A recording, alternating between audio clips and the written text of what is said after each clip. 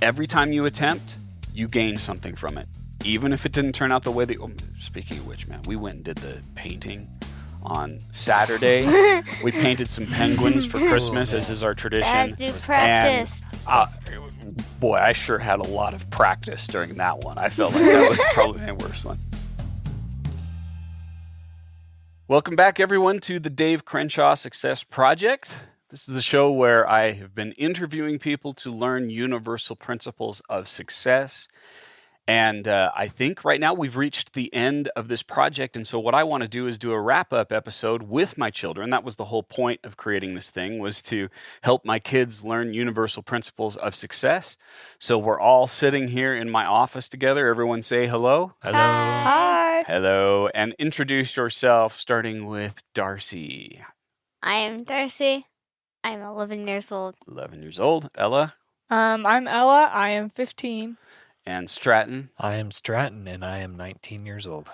So when we started this, you were all about 2 years younger. Yeah. So it's been going on for a while, and I know that some of you have listened to some of the episodes. I know Darci has really been listening to the episodes because I saw her every time she was folding laundry, she was listening to it. I'm still going to do that today. Yeah. So what I thought would be nice was to sort of reflect back on what I've seen, what we've all seen and heard in the various interviews. And what we put together was a list, and I say we, it was my assistant Victoria and I. She's been helping so much with scheduling all of these interviews. And we put together a list of the top 10 principles. These are things that kept coming back over and over in the interviews that I did with people. And in fact, I asked Victoria, I said, how many people did we interview for this podcast? Anyone guess at the number? I want to say 40-something. It's higher than that. It's 67 Really? people. I was I've gonna interviewed say 67 50. I was people. saying like 48 or something. Yeah, if I you was- don't I count... was in the 30s. Yeah, if you don't count a couple of the episodes were double, like David Winford or Mike Blumenfeld. But yeah, 67 total interviews. Wow. And from a variety of different nationalities, variety of different cultures, variety of career paths, even ages. And yet, some patterns started to emerge. So what I want to do is we're going to go through these one by one and talk about them and share what you have learned about these, and then maybe answer some questions about it. Sound good? Yeah. Okay, so the first one, and this came up a lot, is one of my favorites, is practice daily gratitude. One of the more notable interviews where this came up was one of the first ones, Tahani Aburane, and she grew up as a refugee in Jordan, and they had hardly anything, and yet her family taught them to be grateful and talk about the things that they were grateful for on a regular basis. And she continued that pattern throughout her life and has taught it to her children.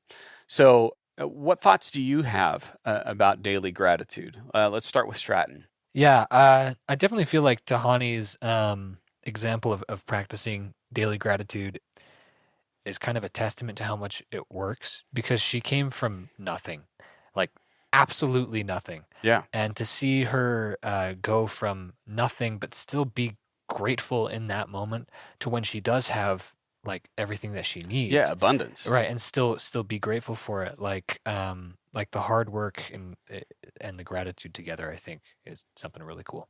Yeah. Any thoughts, girls, in addition to that? I try to do gratitude in like my own little way. I do it like after every single practice that I do, and I feel like it's helped a lot in the way of looking back after like something hard and realizing that it wasn't all bad. Mm. It wasn't a disaster. It wasn't like there wasn't a need for me to like burst into tears. It was, oh, that was hard, but it wasn't all bad. Yeah. You learned things from it, and that's something in and of itself to be grateful for. I like that. Darci, any thoughts about gratitude? I just think that it's really cool because if you're just grateful for one thing every day, even if you think you've had a bad day, you can almost always find something that you're grateful for, whether it just be that you had lunch or you got to talk to someone that day. Yeah, that's so true. I absolutely believe that, and I feel like sometimes whenever I'm having a bad day and I feel like, oh my gosh, there's too much, if I just pause and think about what do I have, what am I grateful for, that kind of recenters me. Were there any questions that any of you had about that? Well, I know a lot of people like keep like a journal, and my question is like, what's the value in writing it down compared to just like saying it or Yeah. thinking it? What do you think, Stratton and Darci? What's the value of writing it down versus just saying it? Because I do think there is value in it. I guess some value is you just get it out and you can see it for yourself and you just have it there to know that you're grateful and it's not just like something that happened. Yeah, I definitely agree with that. Any other thoughts, Stratton? Usually when I do my daily gratitude, I don't write it down. I usually just think about it or talk about it. But there are some things that happen that I do write down because I'm so grateful for it that I want to remember it in the future, and I can look back on it and go, wow, that was something really cool. I'm grateful for that. Right. Yeah. I have found that I am forgetful about a lot of things. My mindset is usually forward. What's next? What's in the future? I don't remember what happened in the past a whole lot. So writing it down, it becomes a nice record to refer to and to say, oh, like maybe I'm having a hard time with gratitude. So if I look at the gratitude journal and I think about just last week or the week before, oh, I was grateful for this. So that helps me. It's almost therapeutic to be able to look back and say, remember this? You did have gratitude. There was something good there. And I've also, this is not necessarily related to gratitude, but in general, there are some good things that come from looking back at that. Like, for instance, when I decided to go back into business coaching, I did that because actually your mom saw that I had made a note about how if things had gone well with my first attempt at business coaching, I would have kept doing it. I had completely forgotten about that. And her reading that and her telling it to me, do you know that you said this? It inspired me to go back into business coaching, which has led to the success that I've had now. Right. All right, let's move on to the next principle here. Let passion fuel your career path. I would also use the word love. Let what you love fuel your career path. And most everyone, I can't think of anyone where that wasn't applicable in their success. One person that stood out to me, and he stood out to me many times over the last several years, is Simeon Quarry, who is CEO of Avita, and he uses storytelling and video and that sort of thing to convey stories for other people. But it was his passion for storytelling that led him to do that, and the ability to blend that with video. And in my courses on LinkedIn Learning, in particular, Discovering Your Strengths, I talk about how you're going to have the most success in your career if you focus on three things: your gifts, your loves, and your skills. So loves is that really important part, because a lot of people, they think, oh, I want to have money, right? I want to be successful. Who makes a lot of money? Oh, lawyers make a lot of money. Oh, doctors make a lot of money. And they pursue that, but maybe they don't love it. And about halfway through the process, maybe even a couple of years into their career, they start realizing, wait, I'm doing something I don't love. But if you flip that and you're doing something that you're passionate about, like I am with teaching and training, I'll put up with things that maybe I don't like. I'm willing to work longer than someone else who doesn't love their job. So having that passion really creates this really strong foundation for being successful in your career. What thoughts did you have about it?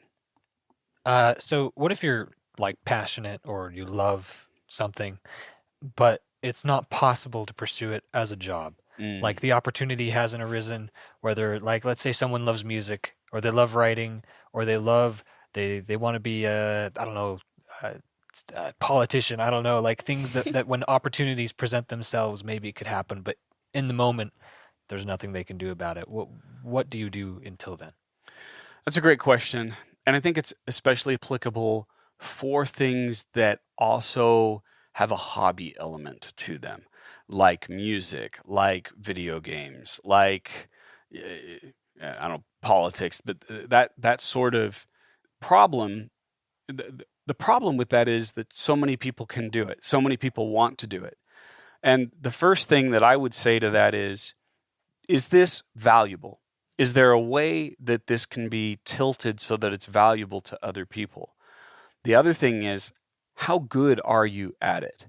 There's a classic motivational speaker, author, his name's Earl Nightingale. And he said, and I'm paraphrasing, the amount of money you make is directly proportional to the demand for what you do, your ability to do it, and the difficulty of replacing you. So we've got a few problems with something. Let's just take music, which I'm familiar with because I had a band, right? Number one, the demand for that. How many people want to listen to great music? The demand, using that formula, is quite high, right? The second, though, your ability to do it, that's a big issue. And if I reflect back and I'm really honest about myself, I would say I was very good, but that's not enough, right? Like you've got to be extremely good. You have to be at the top of the top of the top because of the third one, the difficulty of replacing you. How many people want to sing? Right? How many people want to get it's an endless pool, and all you have to do is watch one of those, reality shows like an American Idol or whatever, and realize that millions of people want to do this. So the difficulty of replacing you is really, really instant. high. So if you're pursuing something, you really have to figure out, number one, do people want to pay for this? Number two, am I at the very, very best of this? And number three, how easily could someone come along and replace me doing it? If you can't answer those three questions, all of them positively, you're going to have a really hard time having a career, no matter how passionate you are about it. Interesting. But there are sometimes ways to take something that you're good at or that you're passionate about and put it into a different category. Again, I think Simeon is a good example of that. Just telling stories, a lot of people can do that. A lot of people want to do that. But what he did was said, companies want to tell stories. I'm going to help companies tell stories. Now, all of a sudden, it's very valuable. It's very unique. There's a market for it. And yet he's still doing something he's passionate about. Right. Makes sense. Cool. Yeah. Other thoughts, other questions, Ella or Darci? I feel like a question I have is, what if you don't feel passionate about it anymore? What if you lose that passion or go through patterns of having it and then losing it? Yeah, that's a great question. So I'm going to reflect back on my time as a business coach. And occasionally I would have a client who was like, I don't want to do this anymore. I don't want to keep running my business. It's too hard. It's too stressful. I want to quit. The question I would ask is, if one thing changed, would you be excited about this again? For example, one business owner was continually having problems with employees acting out, not doing things, and it kept happening over and over. And so she was like, I want out of this. I don't want to deal with it. And I said, if we could solve this one problem, would you be excited about it again? She said, yes. So I said, great, let's fix this one problem. And once we fixed that one problem, guess what? She loved it. Yeah, her passion came back from it. But I've also had situations with business owners where I say, if we could fix this, would that solve it? And they go, no, I don't want to do it. And I'm like, I'd explore that a little bit more. I'd be like, okay, well, what about this? What about this? And it was the more we drove, the more we realized they just didn't care about the business anymore. And in that case, I would say, then you need to sell it. You need to get out of this, because if you're not passionate about your business, no one else is going to be. And I think that's true not just with being a business owner, with your career. It is important to maintain that passion. Sometimes all you need to do is just make sure you're taking more breaks. Like in my book, The Power of Having Fun, right? You just need to give yourself a break and then come back to it and you'll be passionate again. Maybe you have to solve a problem. But if you keep doing all those things and you still don't have love for it, you might start to look at a way to change what you're doing. Maybe not quit, but change it in a different way, or look for a change, right? But I think that's the last thing that I would go for if you used to be excited about it in the past. All right, let's move on to the next one. The third one, break big goals into smaller steps. I have a course on LinkedIn Learning called Making Big Goals Achievable. And the idea is that you take something that's really huge and you say, what do I need to do today to move myself closer to that? One individual that really stood out with that was Ben Mayforth, who's a climber for North Face. And he deals with special challenges with his health, with his physical limitations. And that can be really overwhelming to say, I want to be a fast climber, and yet I'm dealing with all sorts of health issues and surgeries and things that I've been through. And so what he would do is break it down into daily routines, these little daily things that he need to do that would move him closer to it. In fact, I know your mom is a fan of this. I'm going to put Ella on the spot because right now she's on our mom's swim team, or your mom's swim team. She talks about root versus fruit. Have you heard that a lot? Oh, yeah. Yeah, Darci's I've pointing. heard that. I've heard that. She got that actually from a book, and I apologize, I'm forgetting the name of the NFL coach who wrote a book and used that phrase. But the idea is you focus on what needs to be done, the small little things, and that will naturally give you the fruit of what you're trying to accomplish. So I think that's a principle that's universal. Doesn't matter what career you're in, doing the little things, breaking big goals down into small parts, that moves you closer to it. What thoughts do you have about that, Darci? I guess just breaking up your big goals into smaller steps, it just makes it so you're not so overwhelmed, because sometimes if you have this big goal, you're just looking at the end of it and you're like, okay, I've got to do this, but you don't know how, and you get stuck there, and you're climbing mountains, and eventually you'll get over one mountain, but you still have multiple more before you reach your goal. Yeah, and that's not helpful. It's interesting. We talk about having an imagination, right? It's good. It's important to have an imagination. But what if your imagination is seeing all the work that needs to be done to accomplish something? I want to be a best-selling author. I know a couple of you, a few of you want that as a goal. Ding, ding, ding. And you go, that is overwhelming. Think about how many words you have to write, how many books you have to write, how to market. All right, I'm trying to make you feel a little miserable at this point, right? Because you have really good imagination, so you can see all of that. But is that helpful in that moment to have that imagination? Not really. No. It might help you plan. It might help you think about what needs to be done. But then what we need to do is we need to step it back and say, what's the halfway mark to that? What's the 1/4 mark to that? What's the 1 month mark? What do I need to do? What's the 1 day mark? And you take that huge thing and just break it down and say, what's one thing that I need to do every day to move me closer to being a best-selling author? And I'm going to put you on the spot. What do you think is one of those things? I know Stratton and Ella are the most active with this. So what's one thing that you need to do on a daily basis that's going to move you closer to that goal? Honestly, just write. Yeah. Yep. Word vomit and edit it later. Right. Yes. I think that's part of it too, is self-editing, right? That's not a good thing to do in the middle of working on something. Do the editing later.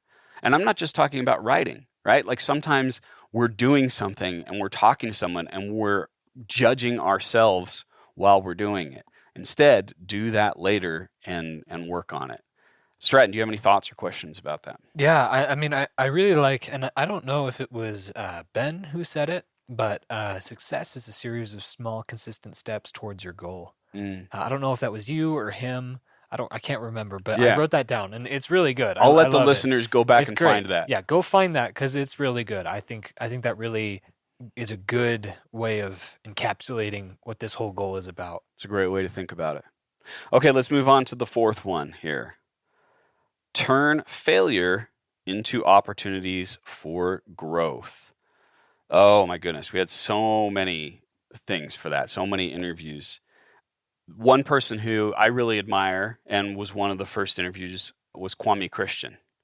And he talked about how every failure moves him closer. He used the phrase, it's all practice, right? Every time you do it, every time you attempt something, even if it didn't work out, it's practice.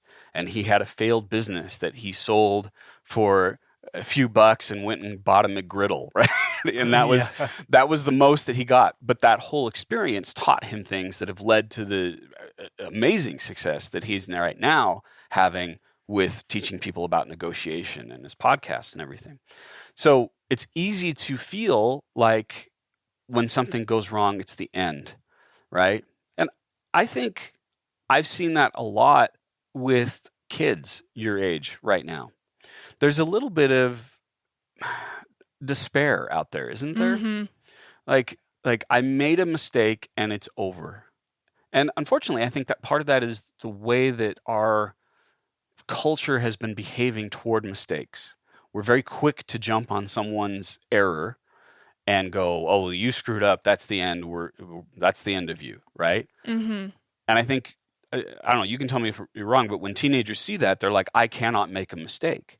I'm not allowed to do that." When in fact, making mistakes and continually failing forward is actually the way to get to success. I don't know. What thoughts do you have about it? Yeah, I've had many friends like on the swim team where they'll come to me in tears and I'm like, I didn't get the time, I didn't do it. I was so close, and I was like, okay. And they were like, it was a really good swim. It should have been that time. And I was like, it was a good swim. It wasn't like, what now? Like the next step forward. And it takes them a minute, and then they go back and they're like, oh, I needed to do that. And so they start working harder in practices, and they do get that time later. But there's a lot of like instant panic the minute they see something that they didn't want.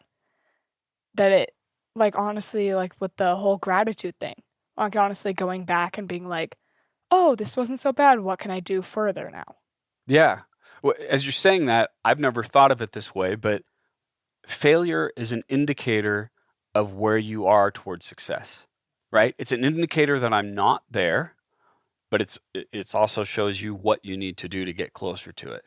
So yeah, it's okay. And in fact, it's great to fail. In fact, I think I quoted it like 3 or 4 times during the interviews, but I'm going to pull the quote off the wall Yep. right here that we're looking at. Mr. Bob Ross, every time you devote time to practice, you haven't lost. You're always a winner. Every time you attempt, you gain something from it. Even if it didn't turn out the way that, speaking of which, man, we went and did the painting on Saturday. We painted some penguins for Christmas, as is our tradition. Dad, do was practice. Boy, I sure had a lot of practice during that one. I felt like that was probably my worst one. What questions do you have, or other thoughts that you have about this idea that failure is an opportunity for growth? One thought that I have is I just think that's like really important, because one of the things in school that we've been working on, we like read a book for something called Wit and Wisdom, and they'll teach us principles. And one of the things from our book called Bud Not Buddy is how can enduring hardships help with personal transformation. And I think it kind of relates to this, because like what we've said is just by enduring hardships, you can become better at the things that you struggled with, and in the future, you can actually help someone else who's struggled with the same things, and you can be a mentor to them. Yeah. Another great example of that was Solda Mahfouz, who was an Afghan. She was basically in a society that was not allowing her to learn and grow, but she used that adversity to continually study and get a degree, and then that led to her having opportunity in getting out of that rough situation. So if someone's listening to this and you're in a place of hardship right now, by continuing to push and continuing to work, it will pay off. It does pay off over time. You don't know when it's going to, but it does eventually lead to that. I have a question with that is, you talk about using failure as an opportunity, but I feel like sometimes like failure can just lead to more failure. Like, how do you make it into success? Because sometimes it won't do anything. This ties into my comment. Ooh. So you're good. One of the examples from the previous section that you had, Hector Quiroga, he mentioned that you have to view life as a test, and that if you keep failing in one area repeatedly, you keep trying and trying, and it keeps failing over and over and over, and there's nothing changing, that means that you need to adjust your approach to that thing. Like when you experiment, you don't run the experiment and it fails, and you do the same thing again. And you talk about that. Yeah. Like, what do you say? Insanity is... A lot of people say A lot of people, yeah. Yeah, the definition of insanity is doing the same thing over and over and expecting a different result. Right. So to progress, I would say try something else, experiment, and that would be my advice from what I've learned from Hector is just try something new. Yeah, and that ties into the next principle about finding a mentor. and being a mentor, and I would include that with coaching. If you're continually failing at something, find someone who can help you with that. So let's use that as a segue to go into that one. So finding a mentor means finding someone who's achieved what you want to achieve and is going where you want to go and asking them to help you. We could also put in there, be a mentor. Find other people who are trying to achieve what you've achieved and helping them out. One notable example of that was Sam Zarabi and Yahya Mansour, who actually were business coaching clients of mine and have created a very, very successful franchise of dental offices, Rodeo Dental, throughout the Southwest United States. And they talked about how the mentors that they had in dental school not only helped them become great at dentistry, but about business and inspired them about business.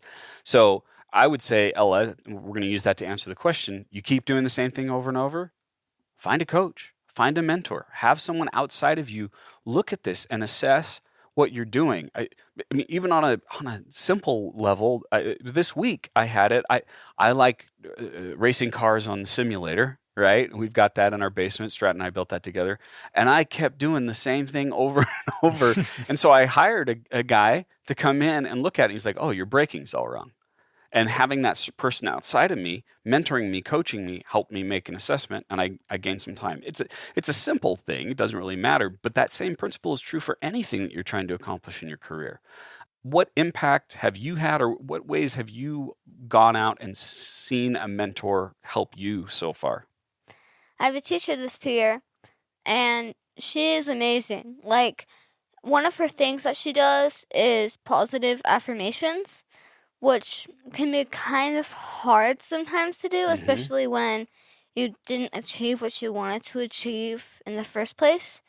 But I remember when I went to my most recent swim meet, I went into that swim meet and I was like, okay, I'm going to do this. Like, I can do this. Like, I'm not going to look at the people around me, and I'm just going to get my best time. I am going to go fast. And because of that, I dropped 50 seconds total. So that was exciting when that happened. Yeah. Yeah. So the mentor helped you do that. And they also, to help you practice. You've probably heard the saying, practice makes perfect, right? Mm-hmm. Well, imperfect practice makes imperfect. If you keep practicing the wrong way, it's going to make that imperfect more often, and it also makes it permanent, right? Practice makes permanent. So if you practice imperfectly, guess what? You're going to do that over and over again forever.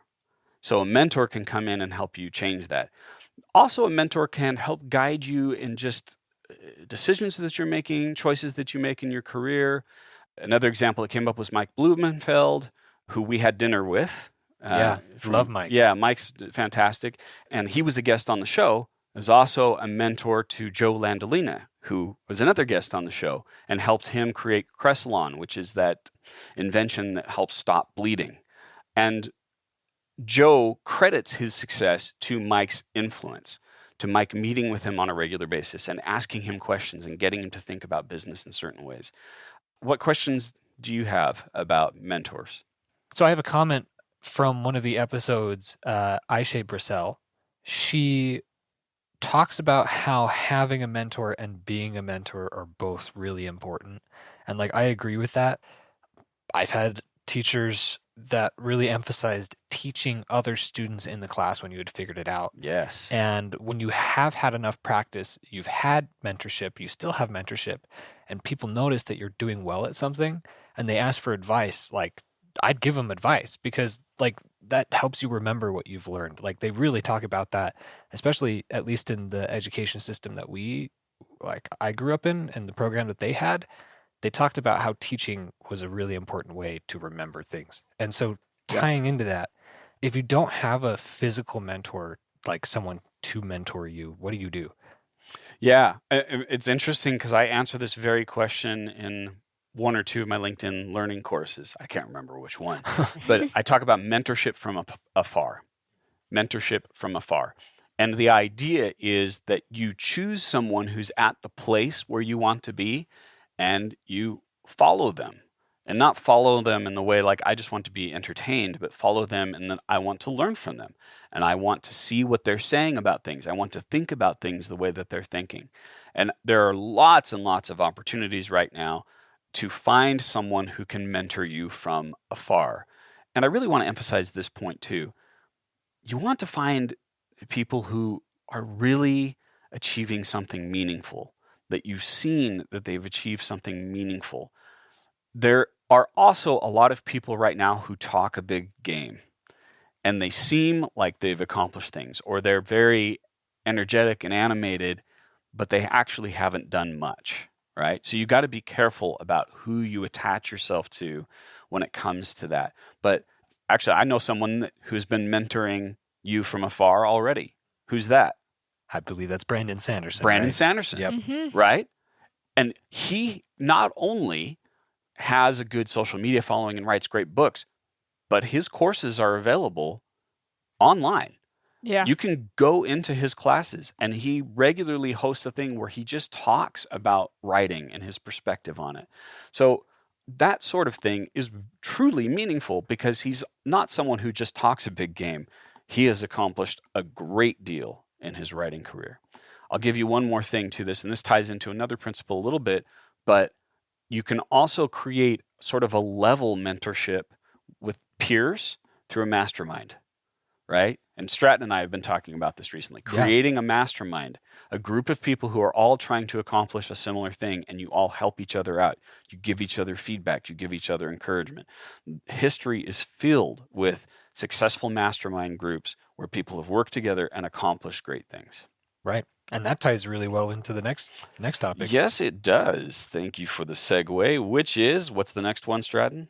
Cultivate meaningful connections. There you go. Cultivate meaningful connections, meaning personal connections, meeting people, getting to know people, treating people with kindness, not necessarily because it's going to pay off or pay back.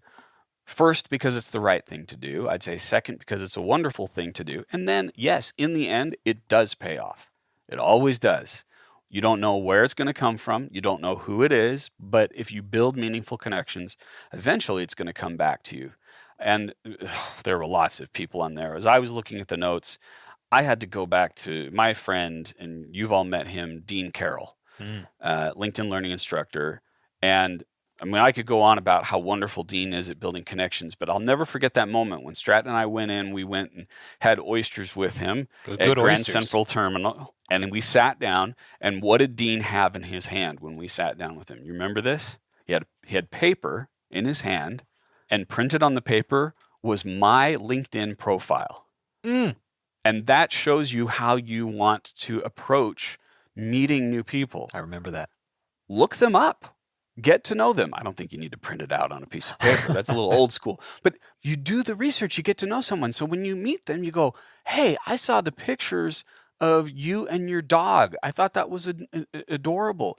Just making an effort to get to know someone when they've already been posting things online shows that you care, shows that you are thinking beyond just, oh yeah, who are you? I can't believe how many meetings I've showed up where someone wants to help me in my career as an author and a speaker, and I show up to the meeting and I ask, I can just tell they don't know anything about me. And I'm like, did you have a chance to look at my business? Oh no, I apologize. I didn't get to it, but right? Right. That is not professional, and that's not how you build connections. It's not about my ego. It's about the fact that here's someone who didn't take the time to get to know who it is they were getting to know, who they were supposed to meet. Yeah. What thoughts do you have? Let's turn it over to Ella and Darci. What do you think about connections, or what questions do you have about it? One thing that I've noticed with connections, and it's like, I was actually talking to Mom about this in the car the other day, and yeah, there are a lot of like different groups at school, and I think that they all have their own connections, and I think that's like just right, like the right people for them. Like I have my friends, and those are the right people for me. Yeah. Like the football boys, they have each other because they're interested in the same things. Yeah, I used to have a lot of stress because I felt like I had to make everyone my friend. But that's not true. I just need to find the people that I connect with, right?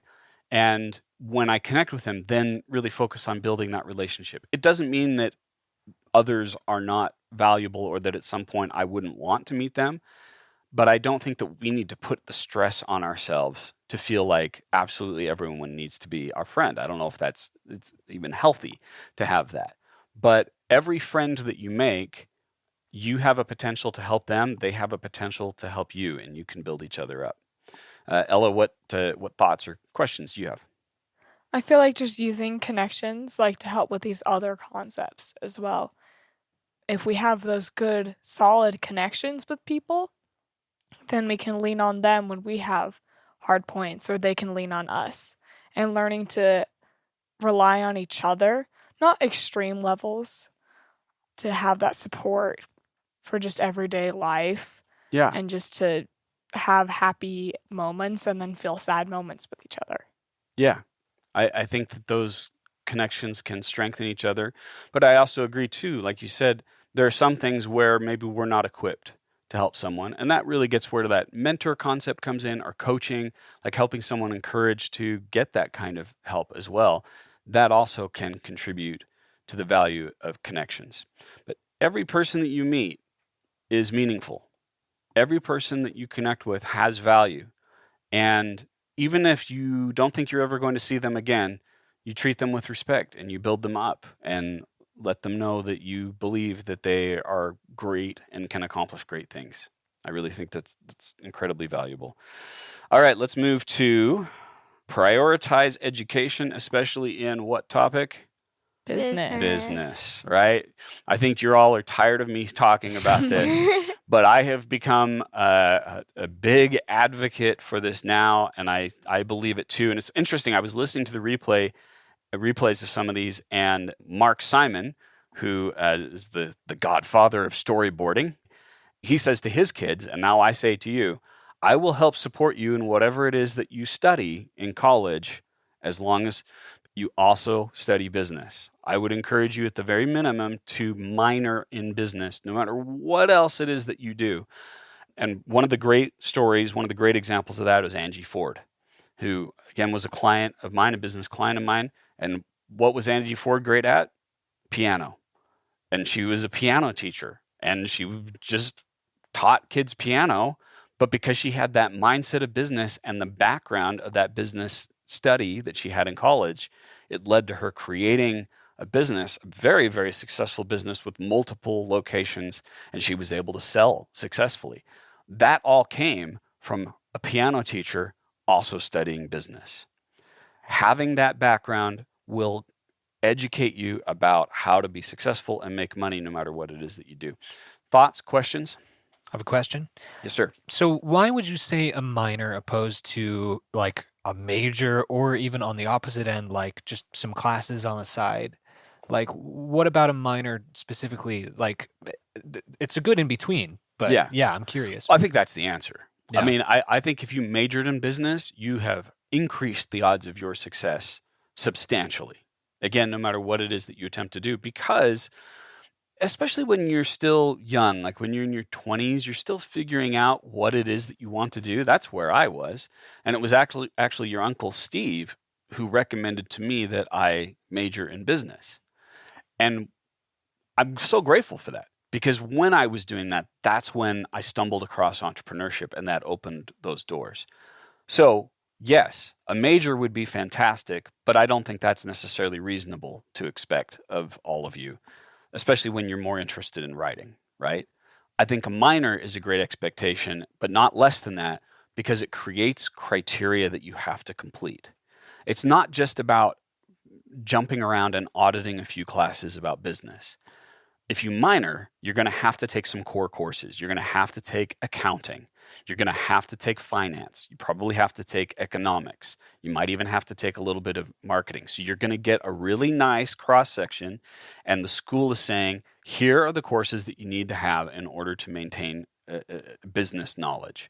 And I think having those minimum criteria makes it a whole lot easier to make sure that you're learning what it is that you really need to learn to be set up for success in the future. Cool. All right, let's move on. Define your why. Number 8, define your why and let it drive you. What do you think that means, Darci? I think like your why, because you have your end goal, right? And we were talking about like your fruit and root goals. Yeah, that's the destination. Yeah. So what's the why? The why is like, why do you want to do this? Like, Yeah. What drives you? What's the point of this? And a great example of this, I know you read his book, is John Strzelecki. Yeah. I don't know if the others had a chance to read it, but he talks about how he went and took a trip around the world and started meeting all these different cultures. And it helped him understand why he does things and what really mattered, rather than just pursuing a career just because you're supposed to pursue a career. What did you gain from reading John's book? What's one thing that you got out of that? I'd say the main thing that I learned, there's this thing called the Big Five. And he relates it to like the African Big Five in the book. And the Big Five, it's like what you want to do, see, or experience before basically you die. It's not like your bucket list, but it's like the 5 main things that you want to do. So, I mean, the why kind of relates to that. It's like, why do you want to do these things? Like, what are you going to do to make those happen? Yeah. Let's say that I want to visit lots of places in the world, or I want to have a certain experience in my life. Why pursue success in a career? Well, part of the reason why is so that you can have those experiences and be that kind of person. Now, I'm going to put Stratton and Ella on the spot here. You were not prepared for this question. Right now, what would you guess is your reason why? Why do you want to have, at this moment, have a successful career as a writer? Why even pursue that? What's the point? I've actually thought a lot about this. I've done like little YouTube research sessions, and a number of people have been like, you're going to fail unless you figure out your why. Like, you're not going to continue doing it. And so I was like, okay, I got to think about this. And I think a big thing is I like doing it just in general, but I like creating something. I like creating this world, these characters, something that I can build almost, because I love reading. And so the idea of having something of my own that I did and I worked for and that people would love and cherish as much as the books that I have cherished. Yeah, I think that's a fantastic motive to have. Yeah. What do you think, Stratton? Is it similar to Ella's, or is it a little bit different? Yeah, I would say that mine is very similar to Ella's. I love sharing the things that are in my head that I spend so much time daydreaming about and writing about. I love that shared experience when someone reads it and tells me, I mean, it's not always positive, but sometimes they say, man, I love that. I want to come back and read that again. And in the end, it's creating more nerds. I'm creating more nerds that are nerding and geeking out about the same things that I'm nerding and geeking out about. And I love the thought of that and that shared love for something that I think is cool and I want them to think is cool. I love it. And by the way, I would recommend to all of you to take that why, like a little statement, and just put that up where you can see it every day. So maybe on your computer, next to that picture of Brandon Sanderson shaking his head at you. Sorry, that's an inside joke, but we had a picture of Brandon Sanderson and their mom put SMH next to it. Stop like playing so you're many slacking. video games. Yeah, stop playing video games. But you can put that up, create more nerds. Yeah. Right? And put that on your thing. Pop quiz. What is my why? Hint, you can see it in this room. Collecting random objects. No, you can see the phrase on the wall. Change one person's life today. That's it. Love that. That's why I do it. And one of the most notable moments of that, at least in the last year, you know that I've gone into prison and done a lot of work there. I love doing that. And I remember talking to one woman, and she was talking about what she wanted to accomplish. And I don't even really know what exactly what happened in the conversation, but I just encouraged her. I was like, you can do this. I see this for you. And at the end, people were talking about their experiences, and she just said, talking to Dave made, sorry, getting a little choked up here, but she said, talking to Dave made me feel 10 feet tall. And that's why I do what I do, right? And sometimes you can't do that on a personal basis. So for me, doing a podcast like this and having this conversation with all of you is an opportunity to do that on a broader scale. So maybe, I don't know if it happens every day, but maybe it's going to happen while I'm asleep. Maybe someone's life is going to get changed because of it. All right, let's move on here. We're in the home stretch, last two. Take strategic risks for big rewards. Now, it's a big concept. I put it near the bottom of the list because this is maybe one of the more advanced concepts. But the idea is risk and reward. If you don't take any risk, the reward is not going to be very high. But you need to be smart about the risks that you take. Not gambling. That's not strategic. That's guessing, right? Not guessing, but being strategic. Strategic is saying, I have the data, I have information, and I'm going to go after this. One notable example of that was Kara Golden, who's the founder of Hint Water, and she talked about how she worked on creating all these different water flavors, and it was just kind of something she was doing on her own. And then they went out and got funding. They went out and took risks. She talks about how she went into Starbucks and took a risk and did something that they told her not to do, which was to bring a sample of Hint Water, and that turned into a lot of success.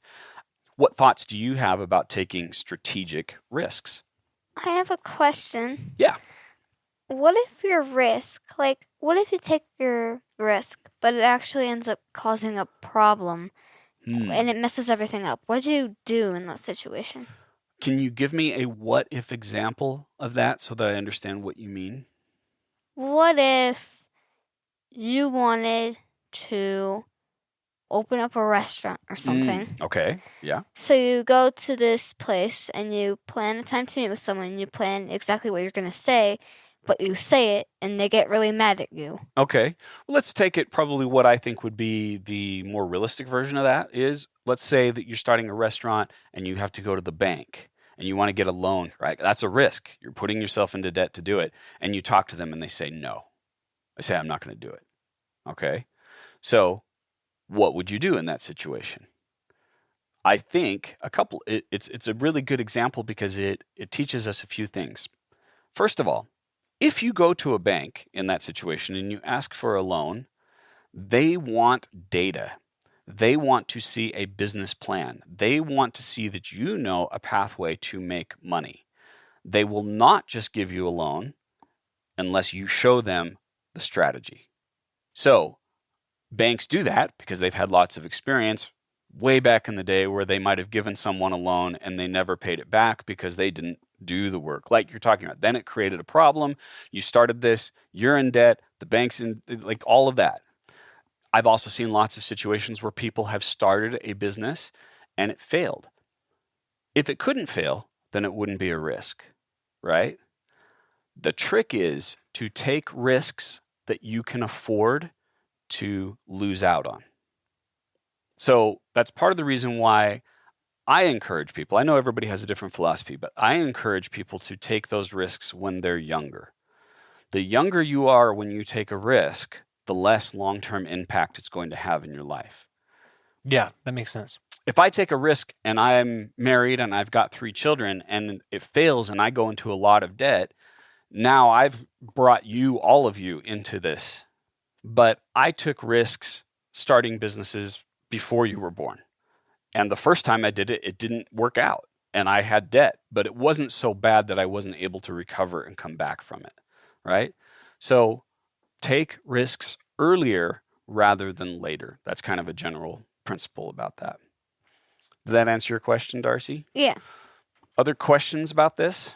I do have one. Yeah. Should you ever take a risk where the outcome is out of your control entirely? Yeah.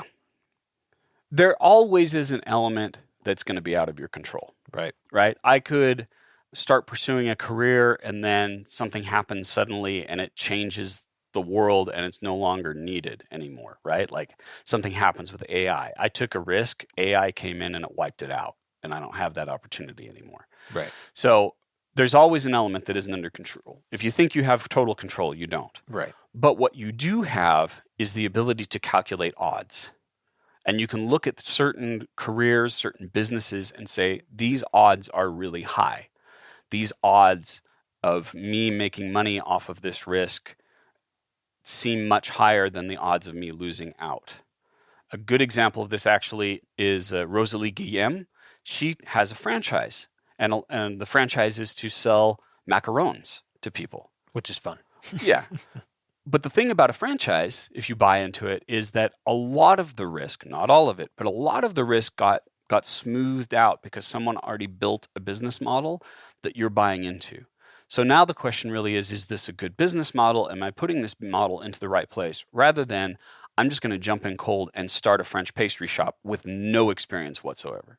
Does that make sense? Yeah, that makes sense. So it's all about increasing the odds of success. I overheard this once from a mentor, someone who was speaking when I was going through the entrepreneurship program, and I've always remembered this, which is the probability of success equals 1 minus the probability of failure. It's kind of a complex way of saying if you decrease the odds of failure, you're going to increase the odds of success. Okay, last one, and this one's really important, and it's something that kind of weaves a thread through everything that I teach, and I heard it from all the guests, which is build a schedule that promotes balance.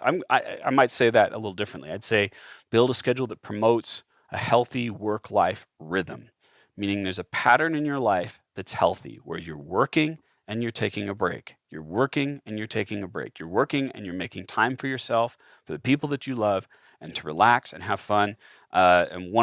I know you're all going to love this example because you're all Formula One fans.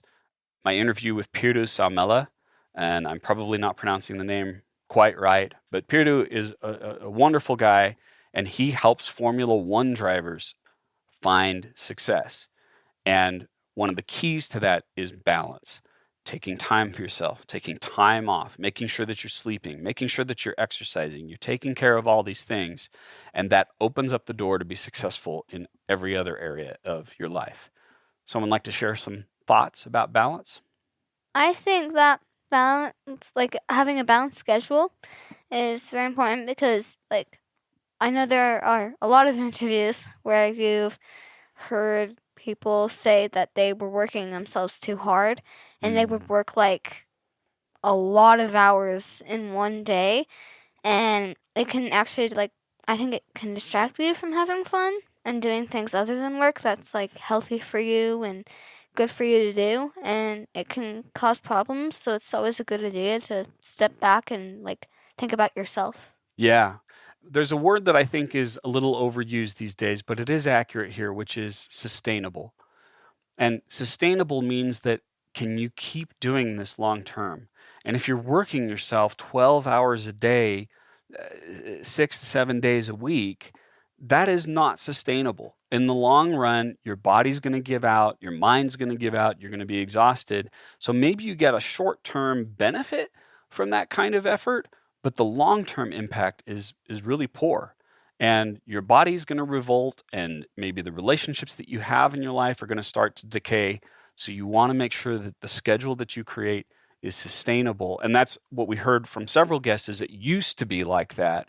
And then they say, I realized that wasn't going to work. I made a change. And oddly enough, not oddly enough, but interestingly enough, that change corresponded with a lot of the success that they had in the future. I feel like this one is particularly hard for me, at least right now. There's a lot of stuff I have to do. I have to go to school. I have to go to swim practice. I have to eat dinner. I have to go to bed and get enough sleep for the next day. And so I'm left with this little bit of time that I'm like, okay, I got to do homework. Okay, I got to write. Okay, I got to do all these things. All these things that I want to do. And I'm like, okay, but I don't have enough time for all of it. And then I'm like, okay, I have a little bit of time on the weekdays. And then on weekends, I can have free time so I can rest. But then my friends are like, hey, we're here. Yep. You've been swimming. Do you want to hang out? And I'm like, no. Basically, my question is, how do I find that balance when there's a lot of important things that I do need to get done and I cannot neglect? Yeah. A couple of thoughts, Ella, and I'm sorry that you're experiencing that right now, although I feel like it's going to be useful in the future for you to figure this out. First, a comment. There have been moments when your mom and I have talked about perhaps having you involved in something, right? Like maybe it's doing work for my business. And we always come back to the fact that you already have enough. We don't need to put more things on your schedule. You're probably not aware that we've had this conversation, but it has happened. And that is because we have seen, I have seen people get out of balance and trying to do too many things at the same time. And I have a saying in some of my courses, which is, don't fight the truth of time. People pay me to teach them the truth of time. What is the truth of time? It's really complex. There are only 7 days in a week. There are only 24 hours in the day, and there's only one you. That's it. And yet, a lot of people try to fight it. They try to pretend that maybe there are 8 hours in the week. They try to pretend that there are maybe 25 hours in a day. In fact, you experienced this yesterday. Hopefully you're okay with me using this example. You were trying to cram in making, she knows where I'm going. You were trying to cram in making some gingerbread dough, right? Yes. And we were in a hurry to get out the door, so you were rushing and you underestimated how long it was going to take. You went over the time that we needed to leave, and what else happened? I forgot to put some of the ingredients in. Exactly. So this morning, I had to redo it all. Our gingerbread. Right. But think about that. If you had not tried to cram that in, how much less time would you have spent making that gingerbread? Like A 2 lot. hours. Exactly. And we see that all the time. I see that all the time when people try to cram too much in, they make mistakes, and then it almost doubles the amount of time it takes to do things. So slow down and ask yourself, what can I not do? Or what can I do less? That's the first thing. The other thing, I want to just change some of the wording that you used. You used have to, have to, have to. I have to do this. I have to do this. I can't do this. It's all the absence of control, right? Someone's forcing you to do it. The reality is you are choosing to do this. I chose to do this. I chose to take these classes. I chose to enter the Honor Society. I chose to swim, right? You recognize that these are all your choices. No one's making you do it. So because it's a choice, that means that you have a choice whether or not you're going to do it. Okay? So I feel like taking just that perspective opens up the door quite a bit. Because you go, wait a minute, I don't have to do all these things. I can choose to do it or I can choose not to do it. The other thing that I would say is along that list of the things that you choose to do that are very important, you choose to have fun. You choose to make that a priority. I wrote a whole dang book on this concept called The Power of Having Fun. The book is too long. I admit it. I'm sorry if someone's read it. It's too long. But the truth is in that book, and it's very important truth, which is you choose to make that a priority. It's a top thing so that when you look at your schedule, along with swimming and along with homework, you see in there 30 minutes to watch some Japanese anime show, right? But it's a priority. It's something that you're saying, I can count on that. Whatever time that is, 7:30 to 8 o'clock, I'm going to do that. And everything else has to fit around that. Another choice that you're going to make is sleep. This is how much time I choose to sleep. All of this is a choice. And now I'm not just looking at Ella, I'm looking at my kids, I'm looking at everyone listening. It's all a choice. And even if you don't have, I've talked to people who are in tough situations. Maybe they have to work 2 jobs, 3 jobs. You can still choose to have a 5-minute window that's an oasis that you count on and say, for these 5 minutes, I'm going to watch a silly YouTube video. And I count on that occurring at that point. And that break allows my mind to be refreshed, my body to be refreshed, so that I can go back and do all the other priorities that I have. So that was a really long answer to that question, but hopefully it was helpful for you. Did it feel like it helped? Yeah. Okay. Any last thoughts, kids? This is the end. We're wrapping up this adventure that I started. We talked about risk. I took a risk and created this show and did this with you. It's been really fun. Have you gained something from it? I would hope so. I think I have. If I Yeah. haven't, I'd be surprised. Yeah. Definitely. And the nice thing is it's always here, right? Yeah. You can always come back. You can always listen to the episodes. Repetition is a powerful teacher. Just because you heard it one time from someone doesn't mean that's the only time you hear it. You can always go back and listen to it. So pretty cool, huh? Yeah. I'm glad that you gave me the why to do this. That was the reason why. I was not excited about doing a podcast until I thought about helping my kids with it. So thank you for that why. Yeah.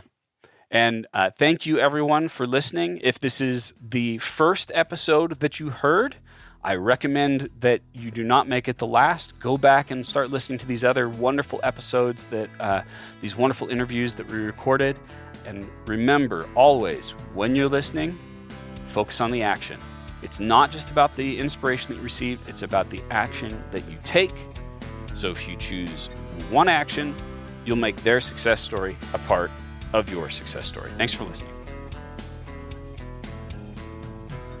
You've been listening to the Dave Crenshaw Success Show, hosted by my dad, Dave Crenshaw, and produced by Invaluable Incorporated. Research and assistant production by Victoria Bedez. Sound editing by Nick Wright. Voiceover by me, Darci Crenshaw. And the music is by Ryan Brady via Pond 5 Licensing. Please subscribe to the Dave Crenshaw Success Show on Apple Podcasts, Spotify, wherever you like to get your podcasts.